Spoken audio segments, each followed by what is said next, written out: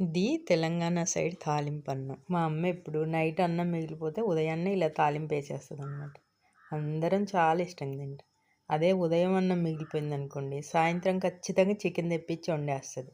ఒక్క దెబ్బకి అయిపోద్ది మిగిలిపోయిన అన్నం అంతా. నేను ఎప్పుడూ చేస్తూనే ఉంటాను దీన్ని. మా ఇంట్లో కూడా చాలా ఇష్టంగా తింటారు. మా పిల్లలు, మా వారు అందరూ. కాకపోతే నేను వేడన్నంతో చేస్తాను. నాకు నైట్ అన్నం అస్సలు మిగలదు. ఎందుకంటే నేను కుక్కలకి పెట్టేస్తాను కాబట్టి మిగిలిపోయిన అన్నం అంతా. చాలా టేస్టీగా ఉంటుందండి. వేడన్నం కన్నా నైట్ మిగిలిపోయిన అన్నంతోనే చాలా టేస్టీగా ఉంటుంది ఇది. మా నాన్న ఏమైనా తీసుకొచ్చినప్పుడు అవి తినేసి అన్నం తినకపోతే, ఒకవేళ ఇంకా చాలా అన్నం మిగిలిపోయింది అనుకోండి, మా అమ్మ పులిహార చేసేస్తుంది. నైట్ అన్నంతో కూడా మా అమ్మ పులిహార చేస్తుంది. అసలైతే వేడన్నంతో పులిహార చేస్తాం కదా, మా అమ్మ నైట్ అన్నంతో కూడా చేస్తుంది.